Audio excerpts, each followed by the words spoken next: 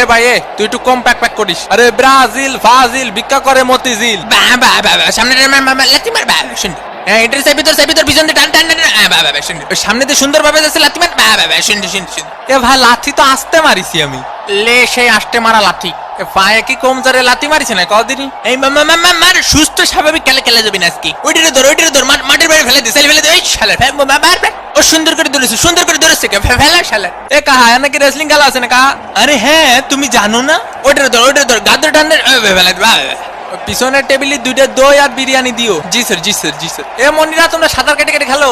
এ ভাই এ খেলা বন্ধ করেন। এ ভাই আমার ঠ্যাং ভেঙে দিয়েছে। এ রেফারি কা আমার প্যান্ট ছিঁড়ে ফেলিছে। এটার মানে কি ভাই? নরমাল কাপড় দিয়ে প্যান্ট বানালে তো ওরকম হবে, তুমি 2 টাকা দিয়ে সেলাই করে নিও। ব্রাহ্মণবাড়িয়াতে 2টা বিরিয়ানি দাও। পাটা ভাঙিয়ে দিয়েছে দেখিসো বাবা দেখিসো রক্ত বেরোচ্ছে। এ রেফারি কা এদিকে আসেন এদিকে আসেন। ব্রাজিলের ফাজিল গুলো কি সব খেলা পাইছে না? ওই যে ওরে যে লাথি মারলো, লাথি মারে যে রক্ত বেরোচ্ছে, এখন ওরে ব্যান্ডেজ কিনে দেবে কেডা? ওরে মারে ওরে মারে ওরে মারে ওরে শেষ, আমার জীবন যৌবন সব শেষ।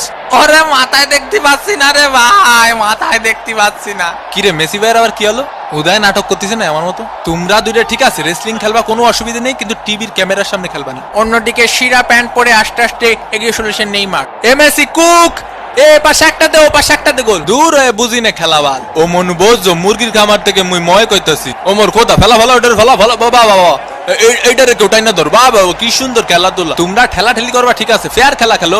তুমি নেইমার বেশি পাকনামি করার দরকার নেই। তুমি ওই পাশের গোল পোস্টে একখান গোল দিও, তুমি এই পাশের একখান দিও, আর বাকি খেলা আমি খেলবানি ঠিক আছে।